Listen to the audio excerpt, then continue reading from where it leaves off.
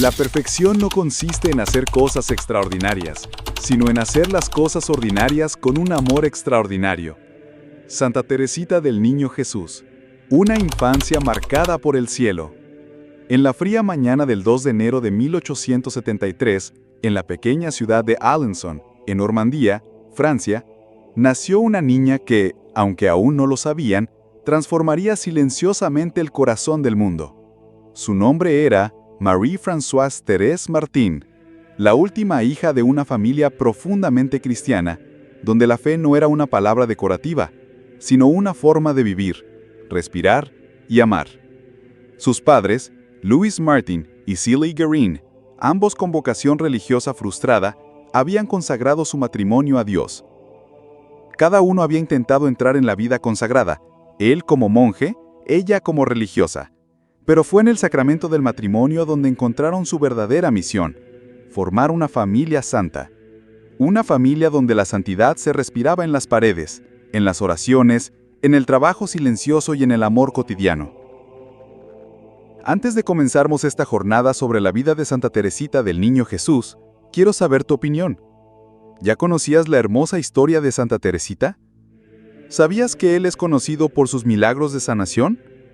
¿Has recibido alguna bendición de Santa Teresita? Escribe en los comentarios. Leeré todos y dejaré un corazoncito en tu comentario. Aprovecha para suscribirte al canal, dejar tu like y compartir con tus amigos para no perderte ningún video.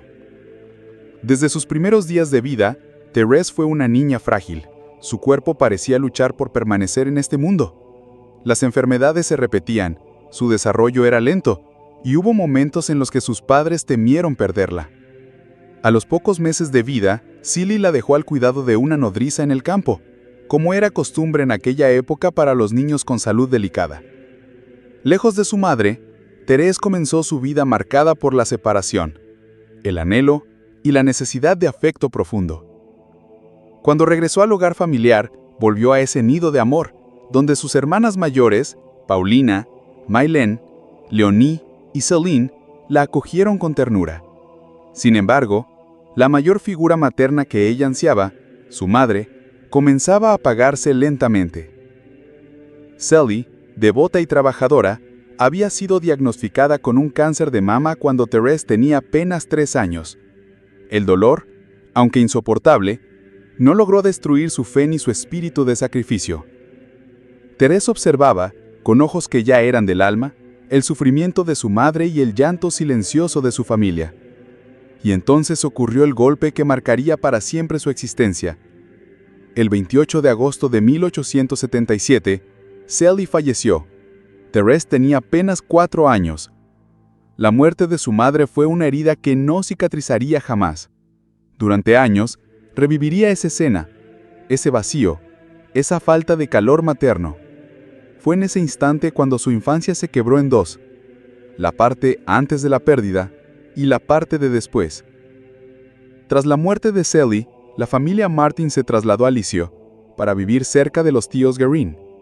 Fue en esa ciudad donde Thérèse viviría el resto de su infancia y juventud, donde se forjaría su espiritualidad y donde comenzaría a escuchar con más claridad el llamado de Dios. A pesar de estar rodeada de afecto, especialmente por parte de Paulina, que se convirtió en su segunda madre, Thérèse desarrolló una sensibilidad extrema. Cualquier palabra brusca, cualquier mirada diferente, la hería profundamente. Lloraba con facilidad, se angustiaba por cosas pequeñas y sufría con intensidad. Era como si su alma estuviera hecha de cristal. No obstante, había en ella una fuerza escondida. Desde muy joven, demostró una gran inteligencia y una sorprendente capacidad de reflexión. En la escuela, era aplicada, atenta y curiosa. Pero fue en la vida espiritual donde se revelaba su verdadero mundo interior. A los 7 años, decidió consagrarse por completo a Dios. No sabía aún cómo, ni cuándo, pero sabía que su vida no le pertenecía. Amaba a Jesús con un fervor inusual para una niña. Rezaba con intensidad, ofrecía pequeños sacrificios y soñaba con ser santa. Sin embargo, el duelo por su madre seguía latiendo dentro de su alma. Cuando Paulina, su hermana y figura materna, decidió entrar al Carmelo de Lisieux en 1882, Thérèse se quebró. Tenía apenas 9 años y sintió que volvía a perder a su madre. La enfermedad se apoderó de ella. Durante semanas sufrió alucinaciones, fiebres, estados de pánico y un dolor emocional inexplicable. Los médicos no encontraban explicación. Su familia comenzó a temer por su vida. Fue entonces que ocurrió un episodio que marcaría el inicio de lo sobrenatural en su historia. El 13 de mayo de 1883, mientras estaba postrada en su cama, Thérèse vio una estatua de la Virgen María que tenía en su habitación, y la Virgen le sonrió. Aquella sonrisa, según contaría ella misma, le devolvió la salud, la paz y la esperanza. Fue una curación espiritual que desafió la lógica médica. Ese episodio no solo fue un consuelo, fue una señal, una semilla. Thérèse comenzaba a comprender que su camino sería distinto, que no estaba llamada a una vida común. Su alma anhelaba algo más.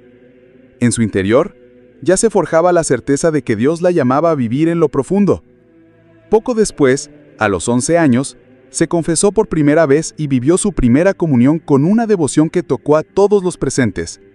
Años después escribiría que fue uno de los días más hermosos de su vida, y que sintió que en ese momento Jesús venía a tomar posesión de su alma de manera definitiva. Sin embargo, aún no estaba lista para la misión que la guardaba. Su alma era como una rosa aún cerrada, envuelta en miedo, sensibilidad, dudas. Un evento decisivo ocurrió en la Navidad de 1886. Tenía 13 años, y una palabra fría de su padre, dicha sin intención de herir, encendió dentro de ella una transformación.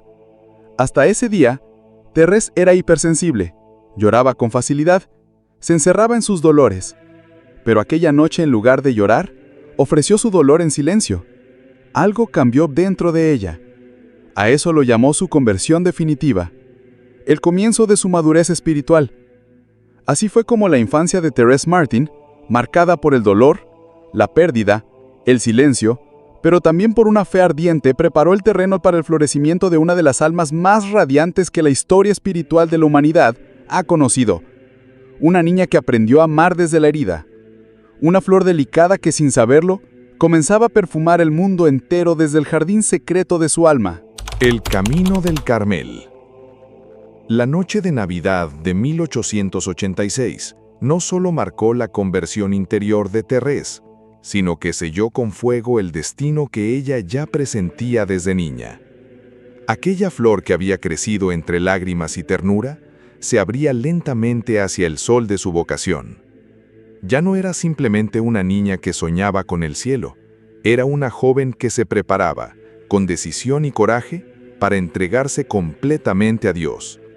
Y aunque apenas tenía 13 años, su alma ardía con un deseo que desafiaba la lógica y las expectativas humanas: ser carmelita y ofrecerse como víctima de amor a Jesús. En aquel entonces, el Carmelo de Lisieux era un convento austero, oculto tras muros de piedra donde el silencio, la oración y el sacrificio eran el alimento cotidiano. Allí ya vivían sus hermanas Paulina y Marie, y más tarde se les uniría Céline. Pero para Thérèse, entrar al Carmelo era más que un gesto familiar. Era un llamado absoluto, irrenunciable, y lo que para muchos habría sido solo un deseo juvenil, en ella era una certeza que ningún obstáculo lograría quebrar.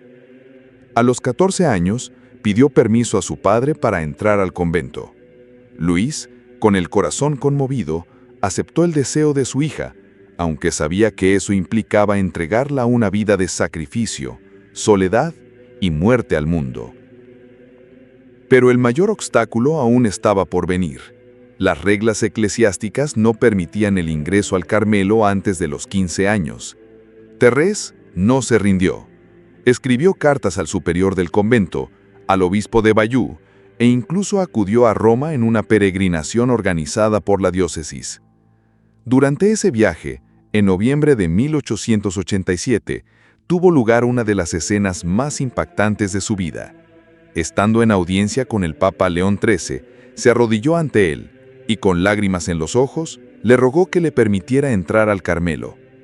Los guardias intentaron hacerla callar, pero ella insistió: «Santo Padre, le ruego que me permita entrar al Carmelo a los 15 años».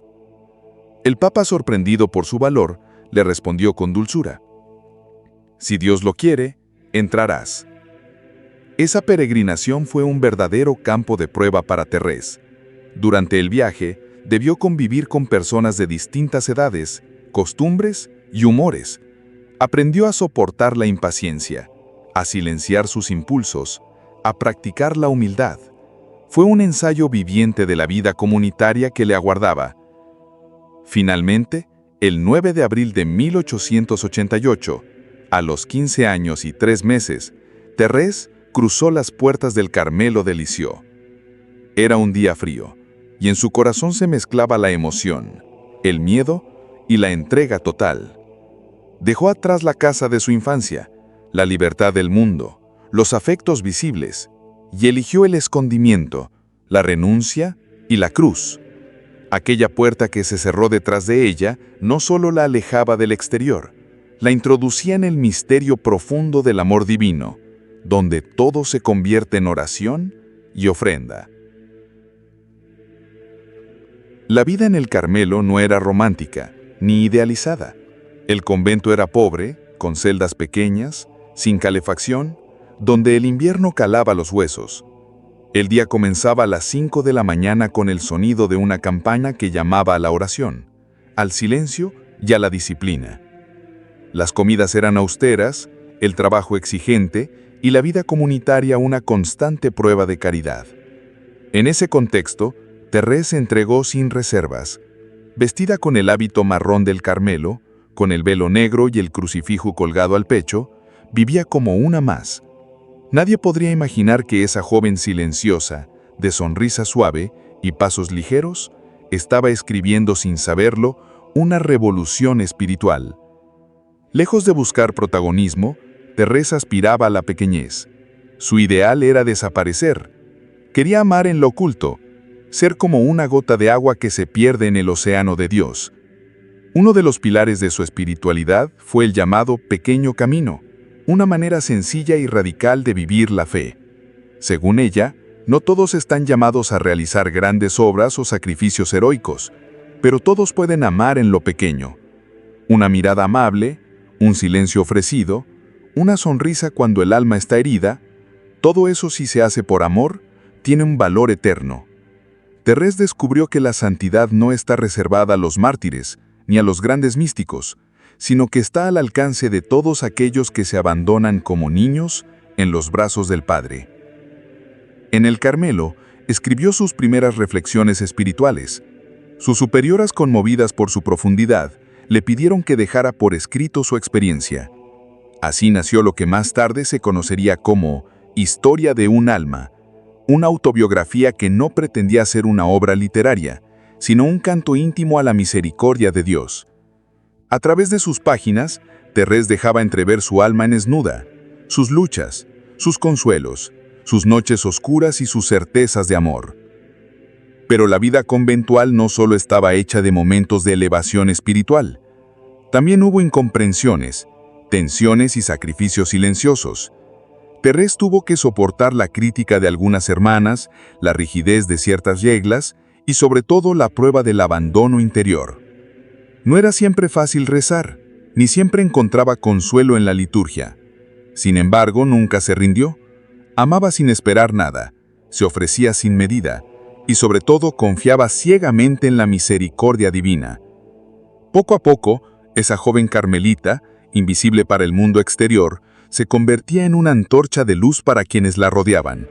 No por lo que decía, sino por cómo vivía, por cómo amaba, por cómo ofrecía cada segundo de su existencia a Dios como una flor que se deja deshojar pétalo por pétalo, sin hacer ruido. Porque Thérèse comprendió desde muy temprano que el amor verdadero no necesita escenarios ni reconocimientos humanos. El amor verdadero se mide en el silencio, en el servicio, en la entrega oculta. Y fue precisamente en ese silencio, en esa oscuridad llena de fe, donde floreció el alma de Santa Teresita del Niño Jesús. La noche oscura del alma. El sol parecía brillar sobre el Carmelo de Lisieux, pero dentro del alma de Thérèse, una sombra espesa comenzaba a descender silenciosamente. Era joven, tenía apenas poco más de 20 años, pero su cuerpo ya comenzaba a mostrar signos de un sufrimiento físico que iba más allá de la comprensión. En 1896, durante la Semana Santa, Teresa escupió sangre por primera vez. El rojo intenso en su pañuelo fue una señal clara. La tuberculosis, enfermedad temida y muchas veces fatal en aquella época, había comenzado a corroer sus pulmones. Sin embargo, lo que más la hería no era el dolor del cuerpo, sino el silencio del cielo. A medida que la enfermedad avanzaba, algo aún más devastador se apoderó de su alma: la oscuridad espiritual.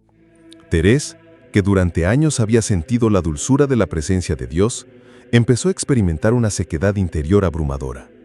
Su oración se volvió árida, su alma se sentía vacía, abandonada. Escribió: «Durante largas semanas no he podido pronunciar más que estas palabras: mi Dios». Y muchas veces ni siquiera eso.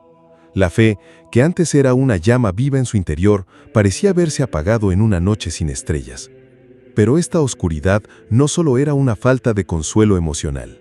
Teresa fue invadida por una terrible tentación: la duda, no sobre el amor de Dios, sino sobre la existencia misma del cielo. Ella, que había consagrado su vida para alcanzar el paraíso y conducir otras almas hasta allí, se encontraba de pronto envuelta en pensamientos que la hacían temblar. El cielo, qué palabra tan dulce, pero también qué vacío. Escribió en uno de sus manuscritos: sentía como si, después de la muerte, no existiera nada, como si todo lo que había creído fuera un sueño. Y sin embargo, continuaba amando, continuaba confiando. Ese fue su verdadero martirio, no el de la sangre, sino el del espíritu. No la cruz visible, sino la cruz interior, donde cada pensamiento era una batalla. Durante la noche, mientras las otras hermanas dormían, ella se retorcía en su cama, tosiendo sangre, sintiéndose sola. No podía encontrar consuelo en la oración, no hallaba alivio en las palabras del Evangelio, pero no dejó de mirar hacia lo alto, aunque no viera nada. Creo sin ver, espero sin sentir, amo sin recibir respuesta, escribiría con una fe desnuda, heroica, radical. Y es que Teresa entendió que esa noche oscura no era un castigo, sino una participación profunda en el sufrimiento de Cristo. Como Jesús en Getsemaní, ella también sintió el abandono, el miedo, la tentación de rendirse, pero no lo hizo. Abrazó su oscuridad con la certeza de que, aunque el cielo estuviera en silencio, Dios aún la miraba. Aunque todo dentro de ella gritara desesperación, ella respondería con amor. Esa fue su mayor ofrenda: amar cuando no sentía nada. En sus últimos escritos dejó testimonio de esta tormenta espiritual. Hablaba de que Dios permitía que su alma estuviera rodeada por las tinieblas del ateísmo. Se sentía como una hermana para aquellos que no creían, que dudaban, que vivían sin esperanza, y ofrecía sus dolores por ellos. Jesús me ha hecho comprender que hay almas que no tienen fe, y por ellas quiero vivir esta noche de fe en la que me encuentro sumida. Así, incluso en su sufrimiento, su alma permanecía misionera. La tuberculosis seguía su curso despiadado. Cada día Teresa estaba más débil, más delgada, más consumida. Apenas podía caminar, la fiebre la quemaba por dentro, las hemorragias eran constantes. Su cuerpo ya era una cáscara vacía, pero su espíritu, aunque envuelto en sombras, ardía con un fuego silencioso. Las hermanas la veían sufrir y no podían evitar conmoverse, pero ella nunca se quejaba. Al contrario, buscaba sonreír, hacer pequeños gestos de amor, incluso cuando el dolor era insoportable. Una hermana testificó que, cierta noche, mientras la cuidaba, la vio besando su crucifijo y murmurando: «Todo es gracia». Esa frase aparentemente sencilla revela la profundidad de su alma. Para Teresa, todo, la alegría, el sufrimiento, la salud, la enfermedad, la luz y la oscuridad, era gracia. Todo era oportunidad de amar. Ella no pedía consuelo, no exigía milagros, solo quería permanecer fiel. Su amor por Dios no dependía de lo que Él le diera, sino de lo que ella libremente le ofrecía. Durante los últimos meses de su vida, la comunidad le permitió escribir sus pensamientos en pequeños cuadernos. con manos temblorosas y letra cada vez más débil, fue dejando mensajes que décadas después impactarían al mundo. «No quiero ser santa a medias», escribió. «Elijo todo». Y con ese todo se refería al sufrimiento, a la sequedad, a la oscuridad, a la cruz. Una noche completamente agotada exclamó: «Nunca creí que fuera posible sufrir tanto. Nunca, nunca, no me lo imaginaba». Y luego añadió con ternura dolorosa: «Pero tampoco me imaginaba cuánto se puede amar». Esa frase resume el corazón de su noche oscura. Un sufrimiento sin límites, abrazado con un amor sin condiciones. Las hermanas anotaban sus palabras, conmovidas por la pureza de su fe. El capellán del convento, al escuchar sus confesiones, decía que su alma era como un cristal atravesado por la luz de Dios. Pero esa luz no era visible para ella. Terés moría día a día, no solo físicamente, sino espiritualmente. Y así, y no obstante, seguía ofreciendo cada segundo, cada tos, cada pensamiento de duda, por las almas. Así se vivió la noche oscura del alma de Santa Teresita, una noche larga, silenciosa, desgarradora, pero llena de amor. Un amor que no pedía ver, ni sentir, ni entender. Un amor que simplemente era. Porque ahí donde todo parecía perdido, su fe se volvía más pura. Ahí donde 10 callaba, ella respondía con un sí aún más profundo. Y aunque su alma caminaba por un túnel sin salida, Terés lo recorría con los ojos cerrados y el corazón abierto, porque sabía que, al final de aquella oscuridad, alguien la esperaba. La última rosa.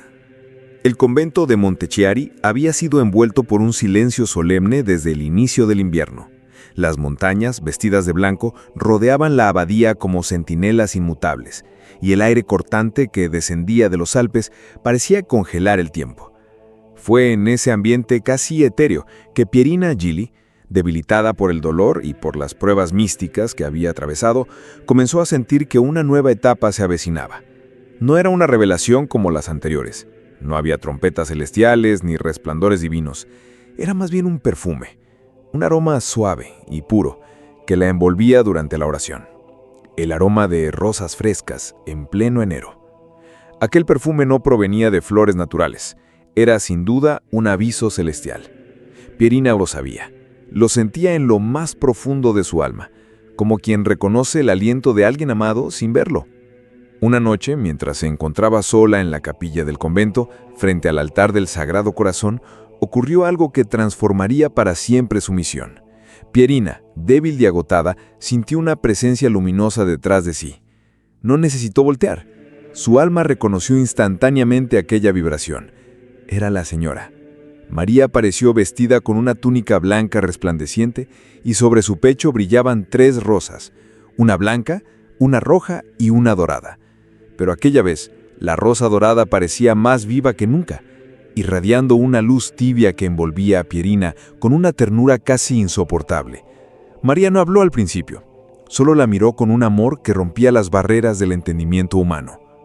Entonces, como un susurro que toca el alma, dijo: «Pierina, hija mía, ha llegado el tiempo de la última rosa». El mensaje no era una advertencia, era una invitación sagrada. María le explicó que la rosa dorada simbolizaba el amor divino en su estado más puro, y que sería la última señal ofrecida antes de una purificación espiritual mucho más grande no solo para ella, sino para toda la humanidad. Pierina entendió que aquella visión no era para ella sola, era el cierre de un ciclo, la culminación de todas las apariciones anteriores, pero también era un llamado a un sacrificio supremo. María no le pidió palabras, le pidió silencio. No le pidió milagros, le pidió sufrimiento en reparación por los pecados del mundo. Y sobre todo, le pidió amar. Amar en medio del abandono, amar en medio del dolor, amar cuando todo lo demás se apagara. Desde aquel encuentro, Pierina ya no fue la misma. Caminaba con una serenidad sobrenatural, como si supiera que lo que venía no era la muerte, sino una entrega absoluta. Las hermanas del convento notaron que su rostro, aunque demacrado por la enfermedad, irradiaba una paz que no podían explicar. Comenzó a tener visiones nocturnas más frecuentes, donde la Virgen le mostraba los sufrimientos del mundo. Guerras, enfermedades, madres llorando por sus hijos perdidos. almas atrapadas en el vacío de la indiferencia espiritual. Pierina lloraba en silencio, con el rosario entre las manos, mientras ofrecía cada lágrima por aquellos que nunca conocería. Pero su mayor ofrenda no fue su dolor físico, fue su silencio. Nunca pidió compasión, nunca buscó fama, ni siquiera quiso defenderse cuando fue atacada, difamada y desacreditada incluso por miembros de la iglesia. Una tarde de primavera, mientras el cielo se oscurecía como presagio de tormenta, Pierina sintió nuevamente el perfume de las rosas.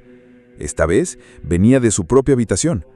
Al entrar, una de las hermanas la encontró en oración, con los ojos cerrados, envuelta en una luz tenue que parecía surgir de su pecho. Sobre su mesita descansaba una rosa dorada real, fresca, perfumada, imposible de haber florecido en aquel clima. Nadie supo cómo llegó allí. Nadie se atrevió a tocarla. Desde aquel día, comenzaron a suceder pequeños milagros a su alrededor. Enfermos que recuperaban la paz, visitantes que salían llorando de emoción al estar cerca de ella, incluso niños que decían que veían a una señora hermosa sentada junto a Pierina mientras dormía. A medida que su salud se deterioraba, su espíritu se fortalecía. Aceptaba cada espasmo, cada noche sin dormir, cada hemorragia interna como una participación directa en la pasión de Cristo. Ya no hablaba mucho. Solo repetía una y otra vez una frase que las hermanas nunca olvidaron. Ama, sufre, repara. Era el eco vivo del mensaje de la rosa mística. No era teología, no era teoría, era vida encarnada. Era la expresión máxima de un alma que había sido moldeada por el cielo, no para brillar, sino para consumir silenciosamente su luz en favor de otros. Un día antes de Pentecostés, Pierina tuvo fuerzas para asistir a misa en la capilla. Era una mañana fresca y los vitrales filtraban la luz del sol en tonos cálidos. Durante la consagración, quienes estaban cerca de ella notaron algo inusual. El aroma de rosas volvió a inundar el lugar, esta vez más intenso que nunca. Pierina cerró los ojos con una expresión de éxtasis y no los volvió a abrir por varios minutos. Nadie supo qué ocurrió en ese instante, pero desde aquel día ya no volvió a hablar de nuevas apariciones. Se recogió en un silencio casi monástico, como si aguardara un último susurro del cielo. En las semanas siguientes, su cuerpo comenzó a apagarse lentamente, pero su alma parecía encenderse con una intensidad sobrenatural. Algunas hermanas aseguraron haberla escuchado hablar en lenguas durante la noche. Otras decían que habían visto una luz bajo la puerta de su habitación cuando todo estaba oscuro. Pero Pierina no decía nada. Solo rezaba, solo ofrecía, solo amaba. Sabía que la última rosa no era una flor física. Era ella misma. Su vida, su entrega, su silencio y su sacrificio eran la última rosa ofrecida a la Virgen. Una rosa que no se marchitaría nunca. Una santa para todos. En una época en la que la religión muchas veces se sentía lejana, rígida y destinada solo a aquellos que llevaban vidas de severa penitencia, apareció una joven que cambiaría esa percepción para siempre. Santa Teresita del Niño Jesús no realizó milagros espectaculares en vida, no fundó grandes misiones ni se embarcó en viajes lejanos para evangelizar. Sin embargo, su influencia se extendió como una luz suave, constante, que tocaba los corazones de personas de todos los rincones del mundo. Fue en su fragilidad, en su humildad y en su ternura que millones encontraron consuelo, porque Teresita no hablaba desde el pedestal de los santos inaccesibles, sino desde el rincón íntimo del alma, ese lugar donde todos, en algún momento, nos sentimos pequeños, inseguros y necesitados de amor. Lo asombroso de su historia es como una joven que murió a los 24 años, que pasó la mayor parte de su vida en la clausura de un convento carmelita, llegó a ser proclamada patrona universal de las misiones y doctora de la Iglesia. ¿Cómo puede explicarse que una muchacha sin grandes obras visibles haya sido elevada a una de las más altas dignidades espirituales de la Iglesia Católica? La respuesta está en la profundidad de su mensaje, el amor. Para Teresita, cada pequeño acto realizado con amor tenía un valor eterno, desde levantar una aguja caída hasta ofrecer una sonrisa a quien la trataba con dureza. Todo era ocasión de gracia. En una carta a una hermana religiosa escribió: «No tengo otro medio de probarte mi amor que arrojando flores», es decir, no dejando escapar ni un pequeño sacrificio, ni una mirada, ni una palabra, aprovechando las más pequeñas cosas y haciéndolas por amor. Teresita habló a los corazones sencillos, a los que no se reconocían como héroes, a los que vivían vidas comunes. Ella abrió la posibilidad de que todos, sin importar su lugar o condición, podían alcanzar la santidad. Su caminito, como ella lo llamó, era el sendero de la infancia espiritual, de la confianza absoluta en Dios como un niño en los brazos de su padre. Y este mensaje, tan despojado de adornos y teologías complejas, rompió barreras. Personas de toda edad, raza y cultura comenzaron a encontrar en ella una amiga del alma. En hospitales, cárceles, campos de batalla y conventos, la figura de la pequeña Carmelita aparecía como una flor en medio del desierto, recordando que Dios estaba presente incluso en el más insignificante detalle de la vida cotidiana. En 1925, apenas 28 años después de su muerte, Teresita fue canonizada. Nunca antes en la historia de la Iglesia, una persona había sido elevada a los altares con tanta rapidez. Las peregrinaciones a Lisieux se multiplicaron y los testimonios de gracias alcanzadas por su intercesión no dejaban de llegar. Su rostro, sereno y dulce, comenzó a estar presente en hogares humildes, en capillas rurales, en altares improvisados en medio de guerras, catástrofes y tragedias personales. Todos parecían encontrar en ella una hermana espiritual. Y es que Teresita tenía ese don raro de hacer que cada persona que leía sus palabras sintiera que estaban escritas especialmente para ella. Incluso en lugares donde la fe cristiana era perseguida, su imagen cruzaba fronteras. En Asia, en África, en América Latina, su devoción creció como crecen las flores silvestres, discretamente, pero con una fuerza que ninguna adversidad puede detener. En Japón, por ejemplo, los soldados de la Segunda Guerra Mundial llevaban imágenes de Santa Teresita entre sus pertenencias. En Filipinas, campesinos y pescadores rezaban su novena pidiéndole consuelo y esperanza. En Brasil, es común que sea llamada Santinha do Amor, y en México se le conoce como la Flor del Carmelo. La devoción no conoce idiomas ni geografías cuando nace del alma. Y lo más impactante es que su mensaje sigue vigente. En un mundo donde la velocidad, el ruido y la competitividad muchas veces ahogan el alma, Santa Teresita nos recuerda la belleza de lo simple, el poder transformador de un gesto amable, la santidad escondida en la rutina. Ella es verdaderamente una santa para todos, para el enfermo que ofrece su dolor, para la madre que cuida a sus hijos sin descanso, para el joven que busca sentido, para el anciano que espera en silencio. Todos tienen un lugar en su corazón, porque en la escuela del amor, como ella lo enseñó, no hay alumno pequeño ni gesto inútil. Todo puede ser ofrenda, todo puede ser oración, todo puede ser flor. ¿Y si tú eres una flor del jardín de Dios? En los rincones más profundos de nuestra existencia, a menudo olvidamos que somos parte de un diseño mucho más grande, un jardín que Dios cuida con amor infinito. Imaginar que tú, con tus virtudes y debilidades, tus luchas y alegrías, eres una flor en ese jardín sagrado, puede transformar por completo la manera en que ves tu vida y tus desafíos. Santa Teresita del Niño Jesús, la pequeña flor del Carmelo, nos enseñó que no es necesario ser un gigante espiritual o realizar grandes hazañas para ser amado por Dios y para tener un valor eterno. Ella misma se consideraba una flor pequeña, frágil y común, pero precisamente esa humildad y sencillez fueron la llave para abrir las puertas del cielo. La rosa blanca, roja y dorada que simbolizan la Virgen Rosa Mística representan etapas y aspectos de nuestra vida espiritual que todos podemos vivir: la pureza y oración, el sacrificio y amor, y la penitencia y renovación. Tú, como una flor de ese jardín, puedes encontrar en esas rosas un reflejo de tu propio camino.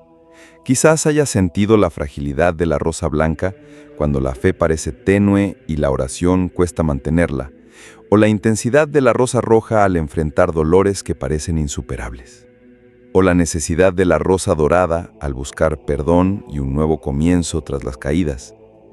Cada flor es única, pero todas forman parte de un jardín vibrante, lleno de vida y esperanza. Pensar que eres una flor en el jardín de Dios significa reconocer que tus actos cotidianos tienen un significado profundo. Cada gesto amable, cada sacrificio hecho en silencio, cada lágrima ofrecida por amor, son como gotas de agua que nutren tus raíces y permiten que florezcas. No necesitas una vida espectacular ni milagros visibles para ser valiosa ante los ojos divinos. La santidad que Teresita enseñó es una santidad de pequeños detalles, de actos escondidos, de amor constante que transforma el mundo desde adentro. Además, ser una flor en el jardín de Dios implica comprender que el sufrimiento también forma parte de ese proceso. Las flores más hermosas a menudo crecen entre piedras, soportan vientos y lluvias que parecen destruirlas, pero que en realidad las fortalecen y las preparan para desplegar su belleza. Santa Teresita experimentó una noche oscura del alma, un tiempo de abandono y dolor que parecía separar su alma de la luz.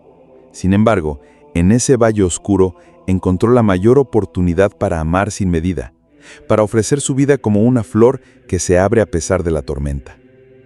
Tú también, en tus momentos de dificultad, en esas pruebas que parecen querer apagar tu luz, estás siendo cuidado y moldeado para florecer en plenitud.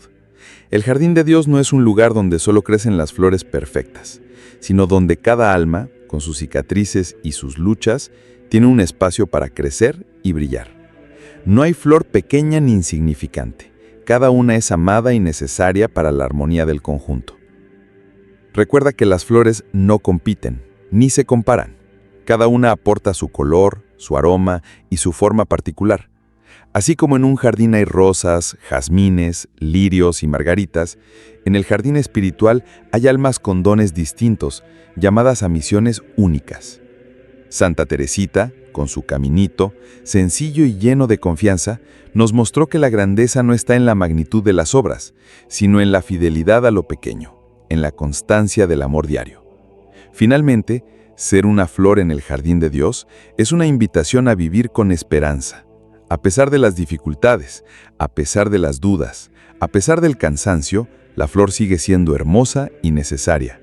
Y aunque a veces parezca que nadie la ve ni la cuida, en realidad está siendo atendida por el jardín más grande, por el Creador que conoce cada pétalo y raíz. En esa certeza hay un refugio para el alma, una fortaleza invisible que sostiene cada paso y suspiro. Entonces, al contemplar la vida de Santa Teresita y la devoción a la Virgen Rosa Mística, nos damos cuenta de que no se trata solo de historias lejanas o santos inalcanzables. Se trata de reconocer que tú, con tu vida humilde y tus luchas cotidianas, eres una flor preciosa en el jardín de Dios, invitada a florecer con amor, paciencia y confianza, sabiendo que aunque el viento sople fuerte, tu belleza y valor son eternos.